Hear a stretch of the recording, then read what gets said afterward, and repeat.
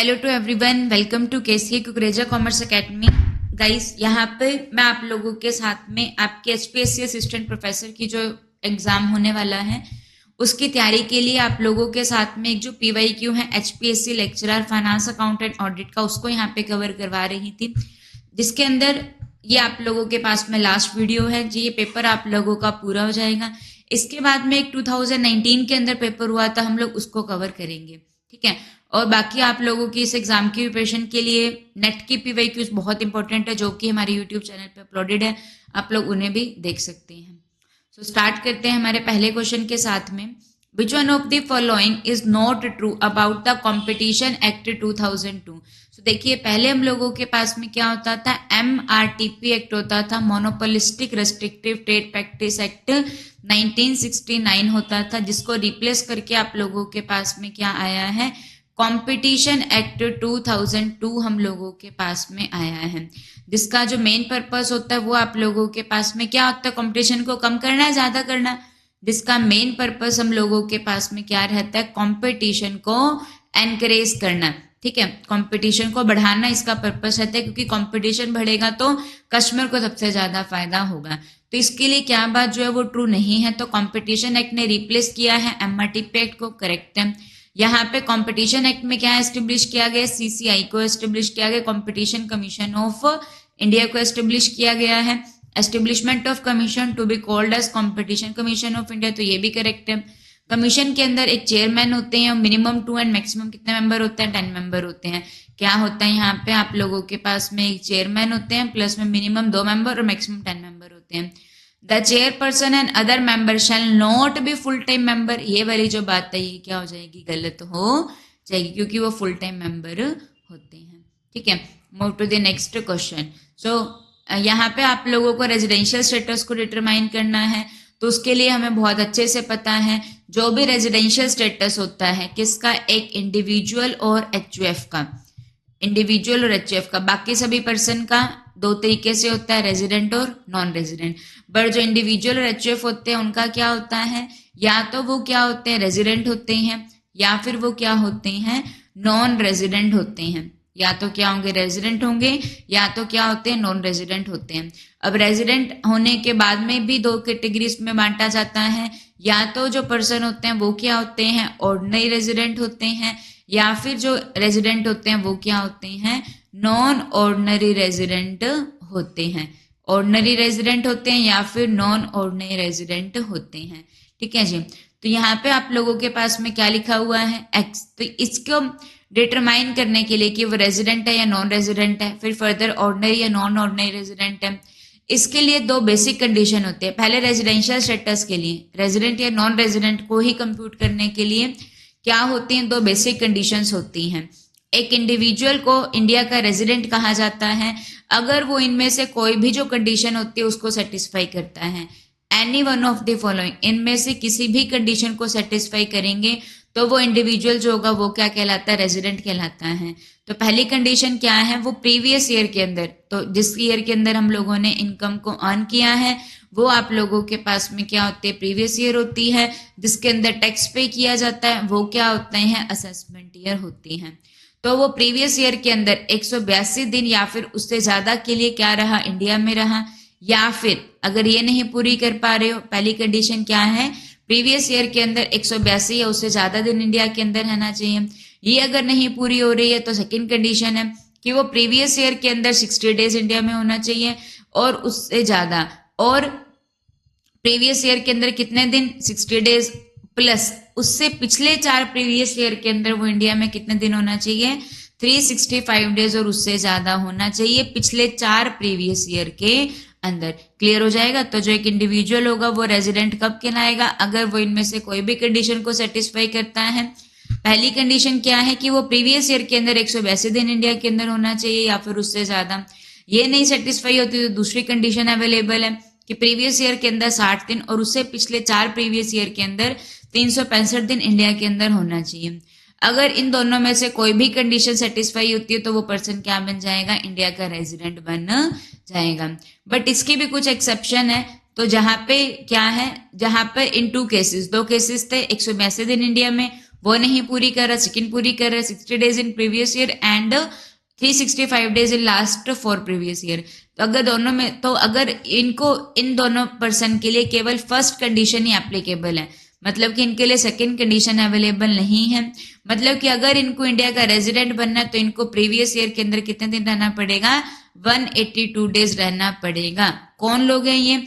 Indian citizen जिन्होंने India को छोड़ा था किसी भी प्रीवियस ईयर के अंदर as a member of crew of an Indian ship और for the purpose of employment outside the India. कोई भी इंडियन सिटीजन जो इंडिया को छोड़ के गया था पहले, ठीक है, as a member of crew of Indian ship के क्रू का मेंबर के रूप में, या फिर इंडिया में के बाहर एम्प्लॉयमेंट के लिए गया था, तो उसके लिए अगर वो इंडिया में आता है तो उसको अगर रेजिडेंट बनना है तो उसको प्रीवियस ईयर के अंदर 182 दिन रहना पड़ेगा। उसके लिए उससे पिछले वाली कंडीशन जो सेकंड कंडीशन थी वो उसके ऊपर एप्लीकेबल नहीं होगी।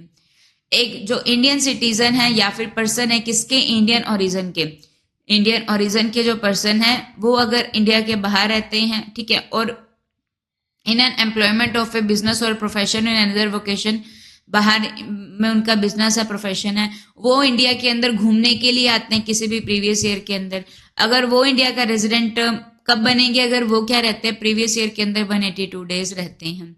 हम लोग यहाँ पे पर्सन ऑफ इंडियन ओरिजिन किसको कहेंगे? A person shall be deemed to be the Indian origin if he or either his parents. उसको हम लोग इंडियन ओरिजिन का पर्सन कब कहेंगे? अगर वो या फिर उसके पेरेंट्स या फिर उसके कोई भी ग्रैंड पेरेंट है वो अनडिवाइडेड इंडिया के अंदर क्या हुए थे, बॉर्न हुए थे। जब इंडिया डिवाइड नहीं हुआ था तब बॉर्न हुए थे, ठीक है, तब तो वो पर्सन क्या कहलाते हैं? इंडियन ओरिजिन के पर्सन कहलाते हैं। तो अगर ये पर्सन क्या होते हैं, इंडिया में घूमने के लिए आते हैं, तो इनको भी 182 दिन वाली कंडीशन को सेटिस्फाई करना होगा। इनके लिए भी सेकेंड कंडीशन अवेलेबल नहीं है। अब क्वेश्चन क्या पूछा गया है? एक्स जो है वो एक फॉरेन नेशनल है, not being a person of Indian origin का पर्सन नहीं है, ठीक है जी, इंडियन ओरिजिन का पर्सन वो नहीं है। मतलब इसके लिए दोनों कंडीशंस एप्लीकेबल हो सकती हैं।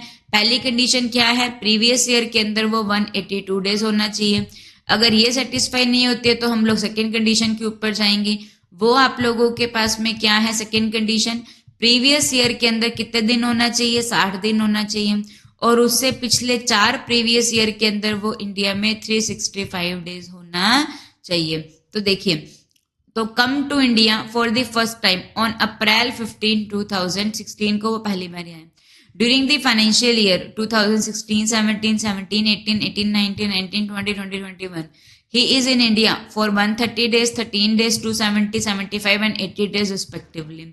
Determine the residential status for the assessment year 2021 to 2022. कब टैक्स पे कर रहे हैं? असेसमेंट ईयर कब है? 2021 से लेके 2022 जो है वो असेसमेंट ईयर है। तो जो जिसमें इनकम को अर्न करा वो प्रीवियस ईयर है, तो प्रीवियस ईयर हम लोगों के पास में क्या हो जाएगा? 2020 टू 2021 हो जाएगा। अब इस प्रीवियस ईयर के अंदर क्या पहली कंडीशन, क्या वो 182 दिन रहा? नहीं रहा, वो 82 डेज रहा, 80 डेज रहा।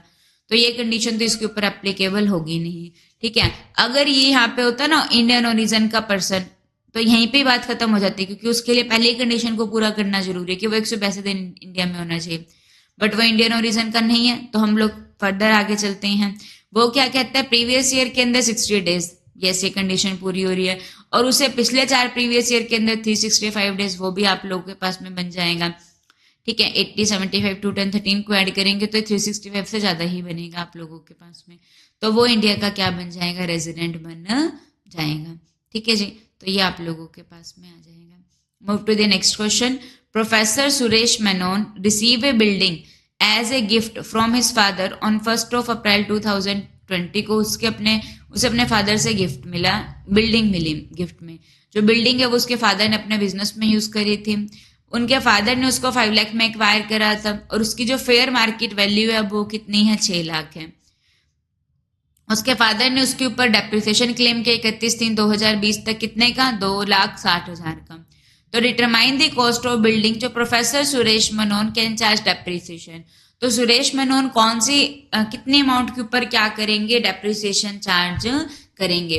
तो जिन पे उन्होंने परचेज किया है, जो जिस प्राइस पे उन्होंने परचेज किया है, उन्होंने मतलब कि खरीदा तो है नहीं, जिस प्राइस पे उनको मिली है, तो उन्होंने एक्वायर कितने की करी थी? 5 लाख की करी थी उनके फादर ने एक्वायर। 2,60,000 तक का वो अभी तक क्या कर चुके हैं, डेप्रिसिएशन क्लेम कर चुके हैं।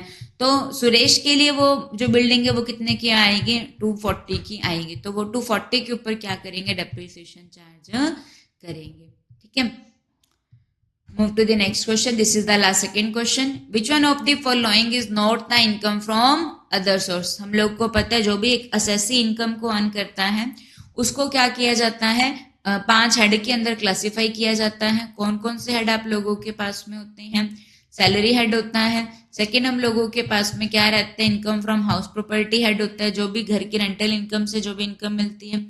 थर्ड आप लोगों के पास में क्या होता है, पीजीबीपी होता है, profit and gain from business and profession. फिर क्या होता है, कैपिटल गेन होता है, कैपिटल एसेट्स को बेच के जो भी पैसा अर्न किया जाता है वो कैपिटल गेन होता है।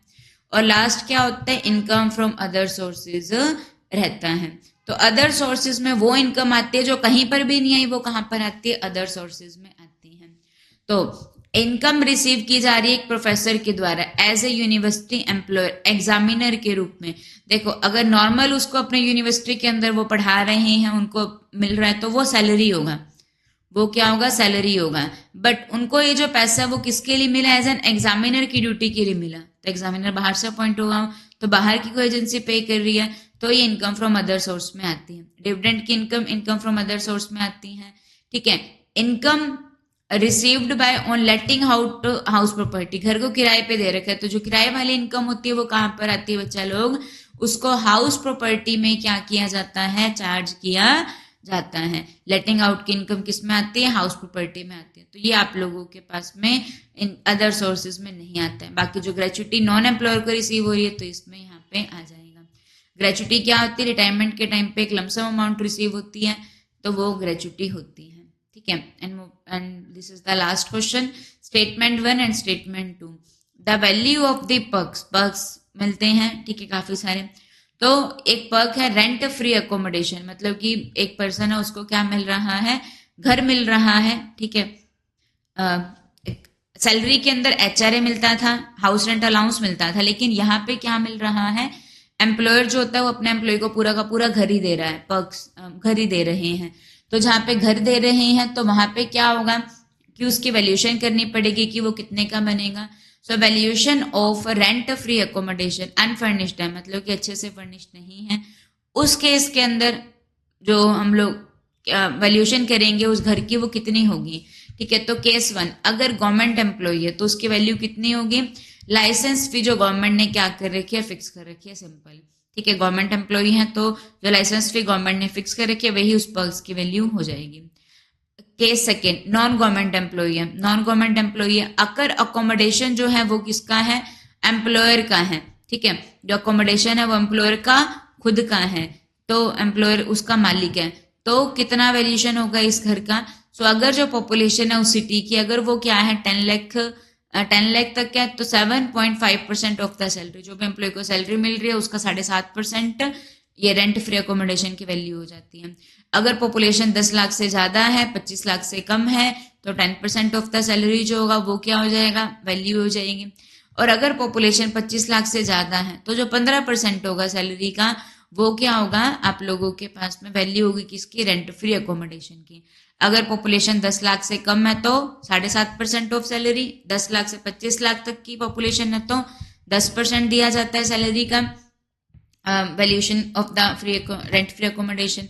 पॉपुलेशन अगर 25 लाख से ज्यादा की तो 15% ऑफ द सैलरी जो होगा ये होता है। लेकिन अकोमोडेशन जो है अगर वो एम्प्लॉयर ने हायर के ऊपर लिया हुआ है, एम्प्लॉयर का खुद का नहीं है, ठीक है, तो वहां पे वो खुद जो एम्प्लॉयर है वो खुद रेंट पे कर रहा है, तो एक्चुअल लीज रेंट पेड या फिर पेबल और 15% of the employ salary whichever is less, तो वो क्या हो जाएगा, इस की रेंट फ्री अकोमोडेशन की वैल्यूएशन हो जाएगी। ठीक है, तो ये आप लोगों को याद रह जाएगा, 7.5%, 10% और 15%। ठीक है, तो यहाँ पे क्वेश्चन क्या पूछा गया था, value of the perks in respect of accommodation provided to central और द स्टेट गवर्नमेंट एम्प्लॉय। अगर गवर्नमेंट के एम्प्लॉयज को मिल रहा है तो वो लाइसेंस फी के इक्वल होगा, ट्रू है। Rent free residence provided to जजेस ऑफ द सुप्रीम कोर्ट, तो जो जज को प्रोवाइड करवाया जा रहा है वो एग्जम्प्टेड होगा टैक्स से, तो ये भी बिल्कुल करेक्ट हो जाएगा।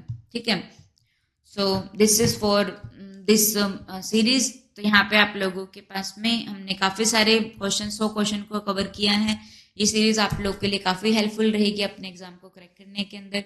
ठीक है, सो अगर आपको वीडियोस अच्छी लग रही हैं तो हमारे ज़्यादा से ज़्यादा इस वीडियो को शेयर कीजिए, चैनल को सब्सक्राइब कीजिए और वीडियोज़ को लाइक कीजिए। Thank you to everyone. Thank you बच्चा लोग।